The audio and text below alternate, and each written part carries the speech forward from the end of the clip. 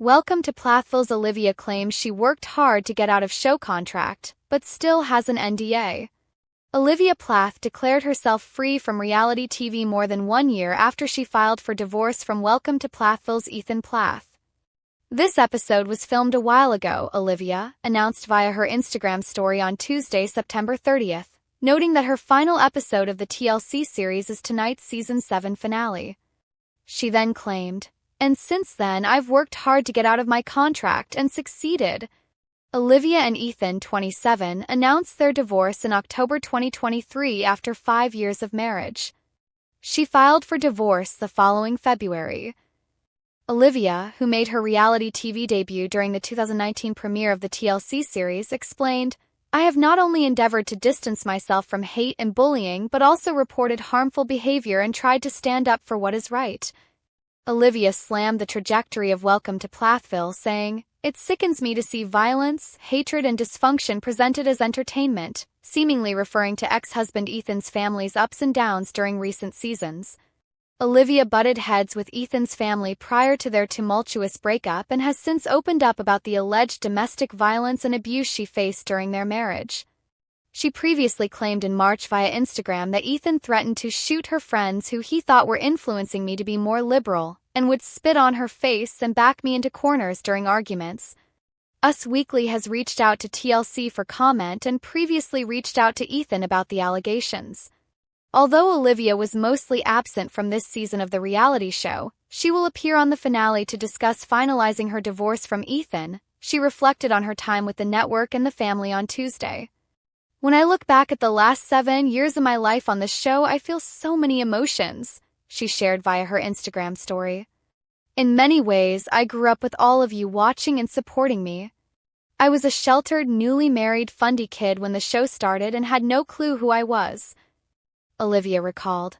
"The last 7 years have had their respective challenges, and there were definitely moments I didn't think I'd see the other side, but I'm here to prove myself wrong." The TV personality, who is now dating a man named Brendan, confessed, "This chapter closing brings some sadness." Olivia then seemingly spoke about Ethan's changes since their divorce, writing, "It is sad for me to see who I once knew, what they had the potential to become, and the path they chose instead. It could have been so different," she acknowledged, "and if it had been different, I wouldn't be where I am today. Grateful for this journey and all that it taught me." Despite distancing herself from the show and the Plaths over the past year, Olivia told her followers she was planning to celebrate the end of this era with a fan Q&A. "In lieu of closing this chapter, I'm going to take some questions from you," she concluded. "I still have an NDA, but I will answer everything that I can and be as transparent as possible." However, it was a warm evening in Cairo, Georgia, the kind of evening where the sunset painted the sky with golden and crimson streaks. The Plath family farm sat silent except for the hum of cicadas and the distant rustle of wind through the tall grass. But inside the old farmhouse, the air was tense, electric, as Ethan and Olivia Plath prepared for a confrontation that had been brewing for years. For too long, they had danced around their problems: family boundaries, religion, control, resentment, and the deep hurt that came from loving someone who could never fully understand you. But that night, Olivia had decided she was done with silence. She sat at the wooden kitchen table, the same one where Kim and Barry once made the kids memorize Bible verses after breakfast. Her hands trembled slightly as she stared at the cup of cold coffee before her. She had rehearsed this moment in her head countless times. Ethan walked in quietly, his boots leaving faint prints of dirt on the worn-out linoleum floor. He looked tired, his once bright blue eyes now dulled with confusion and sadness. "Olivia," he said softly, taking a seat across from her. "You wanted to talk." She looked up at him, her jaw tightening. "Yeah," she said. "It's time we stop pretending we're okay." "Because we're not." Ethan's fingers fiddled with the wedding band on his hand. "I know," he murmured. "But I thought maybe after a little space." "Space?" she cut in sharply. "Ethan, space doesn't fix what's broken between us. It just gives us more room to hide from it." He looked at her, pain flashing across his face. "You think I've been hiding? You're the one who left, Olivia." You moved to Tampa. You cut off my family. You made me choose between you and them. Her voice softened but didn't waver. I didn't make you choose, Ethan. Your family did. They made me feel like I was the devil for wanting something different, for not living their way, for not being their version of good. Ethan exhaled heavily, leaning back in his chair. You never understood what it was like growing up here, he said quietly. Mom and Dad, they meant well. They protected us. Protected you? Olivia's eyes flared. They sheltered you from the world, Ethan. From reality. You didn't even know what Coca-Cola was until you were 17. That's not protection. That's control. The words hung in the air like a thundercloud. He ran a hand through his hair, frustrated. You always talk like you're better than them, better than me. Olivia blinked hard, fighting back tears. No, Ethan. I never thought I was better. I just wanted you to see, to question, to grow, to live for yourself. But you kept running back to what's familiar because it's easier than facing the truth. Silence. The kind of silence that made your chest ache. From outside, the faint laughter of Lydia and Isaac echoed through the yard, their voices carrying the sound of innocence that Ethan and Olivia had long lost. He looked at her again, his expression softer now. Do you still love me? Question hit her like a blow. She opened her mouth, then closed it again. Love isn't the problem, she said finally. We love each other, Ethan. But love isn't enough when we're standing on opposite sides of who we are. Tears welled in his eyes, though he blinked them away. So what happens now? Olivia stood up slowly, pushing her chair back. Her voice trembled, but her words were steady. I think we need to stop trying to fix what was never meant to be fixed. You belong here, with your family, with your roots. And I need to find myself again, without the noise, without the guilt. Ethan rose to his feet too. He reached out as if to touch her hand, but she stepped back slightly, not out of anger, but to make peace with the distance that had always been between them. I'll always care for you, Olivia, he said. No matter what. I know, she whispered. And maybe someday, when all the hurt fades, we'll look back and realize we were both just trying to be free. She picked up her keys, her eyes scanning the farmhouse one last time, the walls that had witnessed so many tears, arguments, and fleeting moments of joy. Then she walked to the door, the sound of her boots echoing against the old floor. Outside, the night air felt cooler. The stars above seemed endless, a quiet reminder that life moves forward even when hearts don't heal all at once. Then watched her taillights disappear down the dirt road, fading into the darkness. He didn't chase her this time. He just stood there, alone in the quiet fields of Plathville, realizing that sometimes love means letting go even when it hurts more than anything else in the world. And as the crickets sang and the wind whispered through the trees, Ethan finally whispered to himself, Goodbye, Olivia. The screen would fade to black. But the echo of their story, two souls caught between love and freedom, would linger long after the credits rolled. However, the sun had barely risen over Cairo, Georgia, but the Plath family farmhouse was already buzzing. Golden light spilled over the wooden kitchen table, where Lydia Plath sat with a nervous smile, staring at the small velvet box in front of her. Inside it gleamed a delicate diamond ring, simple, timeless, and sparkling with quiet promise. She whispered softly to herself, he really did it, and her voice trembled. Just last night, Zach had proposed under the stars near the old barn where they'd shared countless conversations, prayers, and songs together. He'd taken her hands and said, Lydia, you've shown me what real faith, patience, and love look like. I don't want to live another day without knowing you'll be my partner for life. Lydia had gasped, tears filling her eyes. Yes, Zach, yes, she'd cried, her words echoing through the quiet night. Now, hours later, the joy of that moment was mixed with nerves. Because one thing was certain, the rest of the Plath family was going to find out, and that meant drama.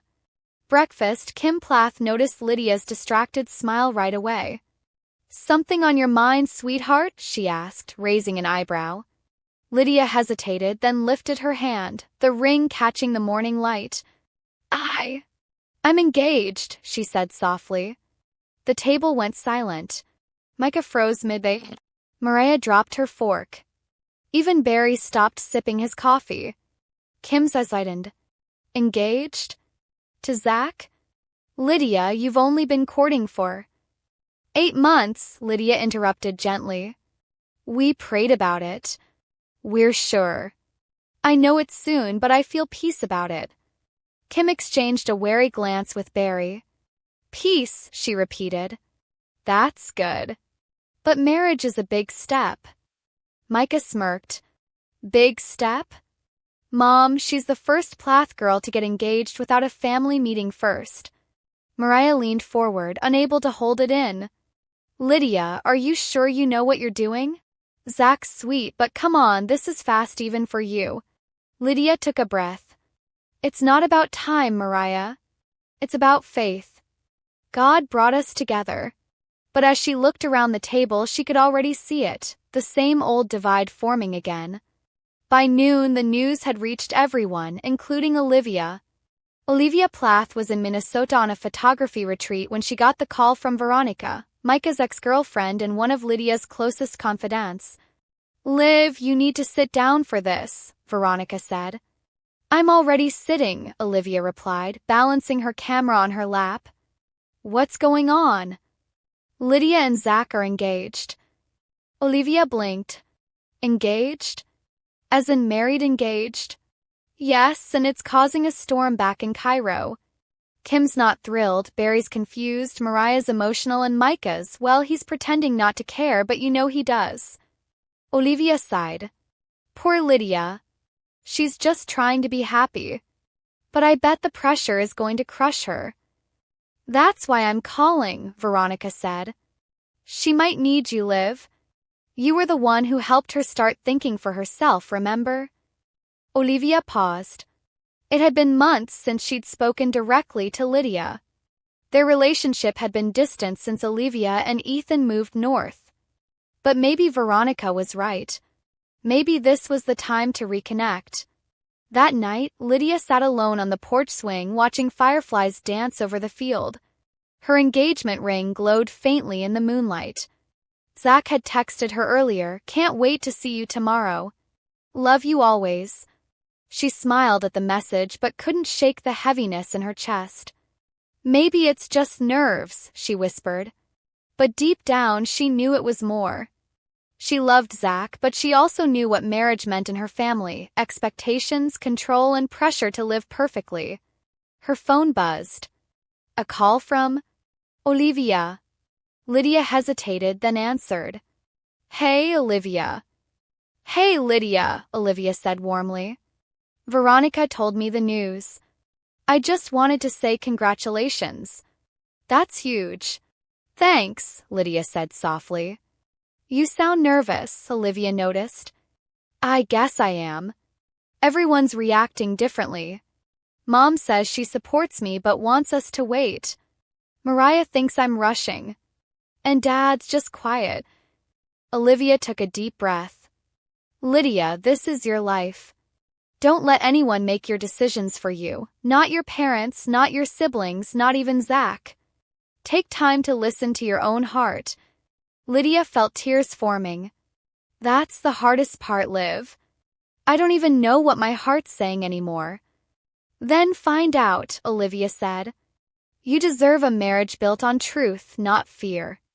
The next day, Zach arrived at the Plath farm, his pickup truck kicking up dust as he parked.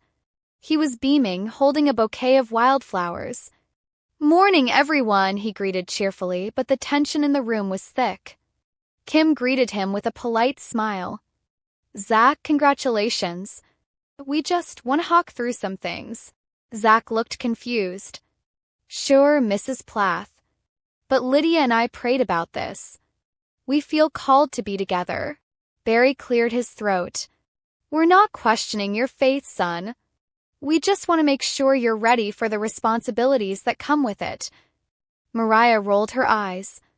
Translation, they don't want another Ethan and Olivia situation. Olivia's name hung in the air like static. Lydia spoke up. This isn't like Ethan and Olivia. Zach and I are different. But inside, Lydia wasn't so sure. She remembered Olivia's words, find out what your heart is saying. That night, Lydia went for a walk with Zach. Do you think we're rushing? She asked. Zach looked surprised. Rushing? Babe, we've been praying about this for months. I know, Lydia said, but maybe prayer isn't the same as knowing. Maybe I need time to understand what I really want. Zach's face softened. If you need time, I'll wait. I don't want to pressure you, Lydia. I love you. And with that, the tension eased. For the first time in days, Lydia breathed freely. A few weeks later, the Plath family gathered again, this time for a calmer meeting. Lydia stood before them, her eyes clear and voice steady. I love Zach, she said, and I do believe we're meant to be together. But I also believe love shouldn't be rushed. So we've decided to stay engaged but not set a date yet. Kim smiled softly. Barry nodded. Even Mariah looked proud. And somewhere on FaceTime, Olivia clapped quietly. That's growth, Lydia, she said. Veronica grinned. Told you she'd figure it out. Lydia looked at Zach, who squeezed her hand. We're building something real, she said. Not perfect, just real. However, it was a humid Georgia evening when the cameras started rolling for what was supposed to be a quiet family dinner at the Plath farmhouse. But no one, not even the producers, could have predicted how quickly things would spiral out of control that night. Micah Plath had just returned from Los Angeles, where he'd been modeling and working on a few music projects. He looked more confident than ever, tan, muscular, and dressed in a perfectly tailored shirt. His return was meant to be a family reconnection. But lurking beneath the polite smiles and small talk was a storm brewing between him and his younger brother Isaac. Tension started subtly. During dinner, Lydia was talking about her new job, Olivia was filming her vlog, and Kim tried her best to play the role of the peacemaker. But when Veronica, Micah's rumored girlfriend, was mentioned, everything shifted. Veronica had been spending time with both brothers recently. She and Micah had dated briefly when he was in LA, but things cooled off when he got busy with work. Meanwhile, back in Cairo, Georgia, Isaac had started hanging out with her through mutual friends.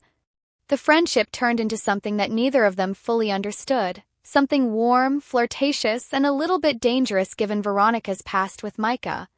Micah leaned back in his chair and said with a smirk, So Veronica's been texting me again. Guess she misses LA life.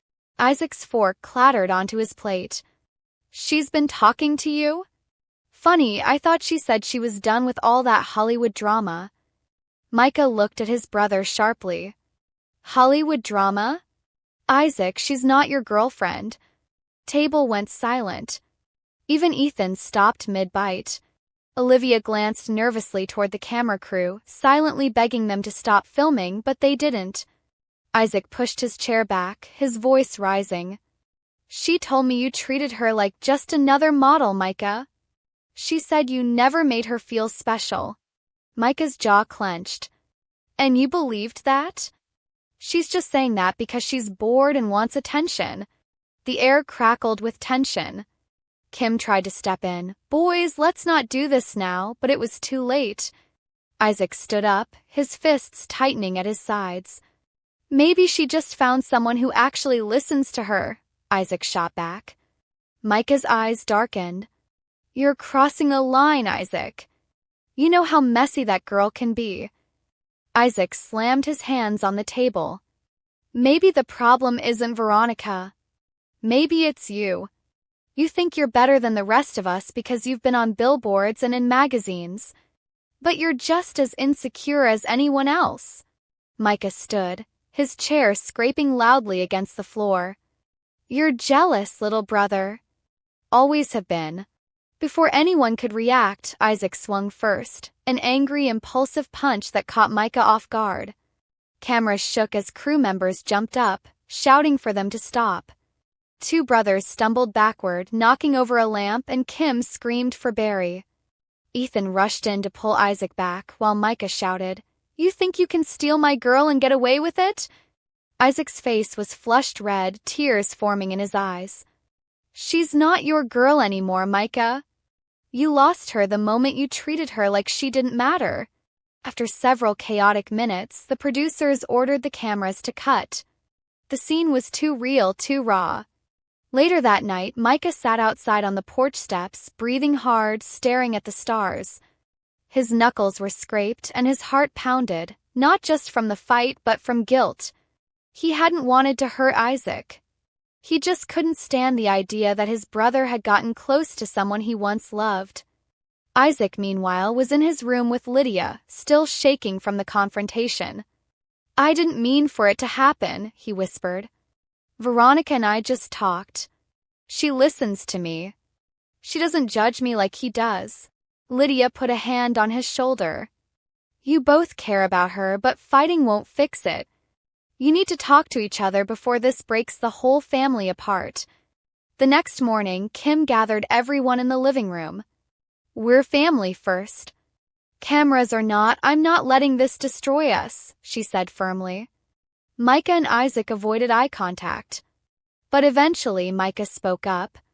I'm sorry, man. I shouldn't have said those things. Veronica's not worth us hating each other. Isaac looked down, then nodded slowly. I shouldn't have thrown the first punch. I felt like you never take me seriously. Micah sighed, his voice softening. You're my brother, Isaac. I'll always take you seriously. And maybe Veronica was just a mistake we both needed to learn from. They shook hands, the tension finally easing. But even as they made peace, there was a lingering silence, a shadow of what had been said. Because deep down, both brothers knew Veronica wasn't entirely out of their lives. That evening, as the sun dipped behind the Georgia fields, Micah's phone buzzed. It was a message from Veronica. I heard about what happened. I never meant to come between you two. But maybe we should talk alone. Micah stared at the message, unsure whether to reply. He glanced back toward the farmhouse, where Isaac was laughing with Lydia. For the first time, Micah realized that sometimes love isn't worth the price of family. He deleted the message. And somewhere miles away, Veronica looked at her own phone, smirked, and whispered to herself, They'll be back. Because in Welcome to Plathville, peace never lasts long, and love, more often than not, comes with a cost. Hello, lovely viewers. Welcome to my channel. I am Mina. Hope your day is so well. If you like the video, don't forget to subscribe the channel.